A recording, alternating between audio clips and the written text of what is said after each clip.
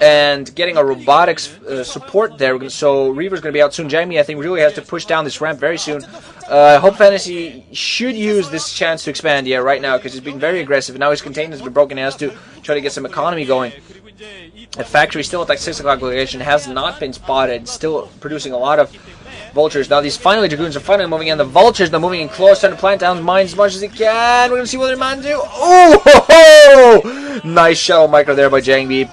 Picks up both of his Dragoons just before the mines go off on him. And that observer there, those mines finally get cleared off.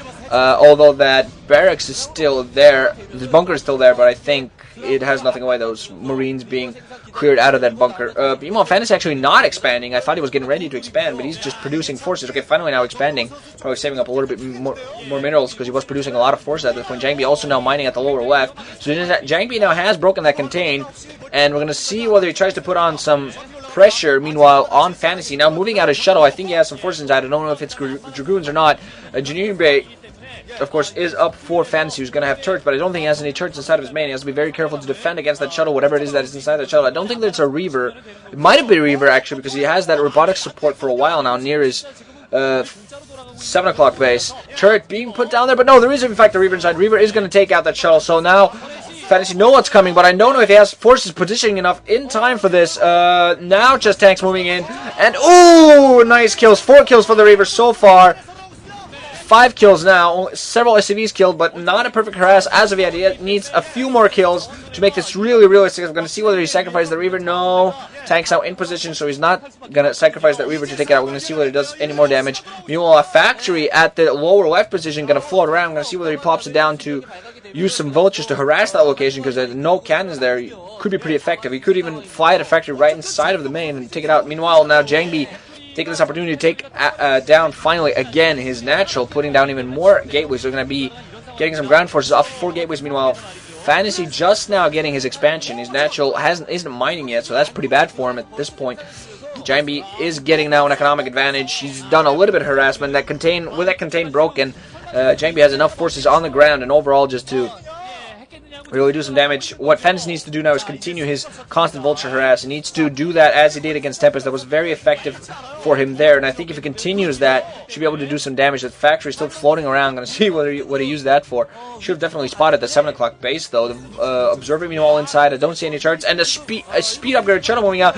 Planting 2 Reavers there. Should be able to take out these tanks. 1 tank goes down. Tanks unsieging because he was going to pop down Reavers right alongside those turrets in a position where the vulture can simply just fly past it. SCV now moving in a position to plant down even more turrets so that shuttle not be able to do any damage, but vulture's been flying around, going to see if they can do any damage. Vulture, just one heavily damaged vulture, going to try to get up this ramp. He's still alone there, just going to try to fire on one of those pylons. If he moves more vultures at the location, which I think he is in fact doing, going to be able to do some damage. Meanwhile, 2 shuttles now out for JangBi. He has a lot of Reavers flying around. He's definitely going to focus on doing some heavy drop damage. There's just 1 turret now being put in that location. I don't know if that's enough. Now there's shuttle going to move in. I wonder if one of those shells. Oh no, there's just not enough turret placement. Just too much space to be able to fly around. Dragoons and Reavers going down. Microed very well those shuttles. There are mines there, but the mines don't do enough. Oh, the tank goes off. A bomb there, nice Zealot bomb there. His tank's in very bad location. Reaver's not being planted there. A tank goes down. Going to see whether it does any economic damage or just continues to attack these forces. More factories. Oh, Fantasy trying to put down more factories, just not enough. Reaver's killing it. Reaver just doesn't die. Just managed to get a 4 scarab, almost killing the tank. Not quite though. I think that shuttle might actually have gone down. There was a turret there in position to take it down. So I think that shuttle did indeed go down. So again, nice stopping there by Fantasy of that harassment. But now moving in with vultures in that 7 o'clock location. You'll be able to take down a bunch of these probes. There are cannons though. They're to defense. So pretty smart. Now JangBi moving in with a large force of Dragoons supported by an observer. So those vultures are going to be able to be cleaned up. Still vulture, nice for Fantasy to know that there is something at that location, so he might try to spread out the forces of JangBi and just try to constantly harass that 7 o'clock location. So JangBi's definitely going to need to put down several more cannons there so he doesn't always have to move his forces around. Fantasy now finally up on 2 bases. I'm going to see whether he tries to get up a 3rd, or whether I definitely think he needs to try to equalize this economic situation by also doing some damage. JangBi now at 3 mining bases. Fantasy still at 2. He definitely needs to take his 3rd as well as do some economic damage. Vultures everywhere, still flying around, still moving, trying to plant mines everywhere, but there are observers now on the field. And when there are no observers, I think JangBi has enough micro to pretty much prevent those mines. Fantasy just trying to prevent troop movement as much as he can, planting down mines everywhere, but with those observers, should be able to definitely prevent this. JangBi, that is. Fantasy now has several tanks in his natural. Again, moving in with vultures into that 7 o'clock location. Very smart with him. He's not actually trying to attack that robotic support rather than moving in on that probe line there. I don't know why that is. Maybe JangBi now has probes, cannons in such a position that it really neutralizes those vultures. Lots of tanks being put in positions around those map artifacts. That is one thing that Terrans can do here against Protoss. Meanwhile, now Armory finally going down. So we're going to see Goliaths pretty soon. We're definitely going to need them to help out against this shuttle. Shuttle now moving in again, and Forces also moving on the ground. With the observer, the shuttle does go down, but the one Zealot actually does manage to get out of the ship. We've heard there's a bunch of Zealots moving in against those tanks. Also, Dragoons now moving in.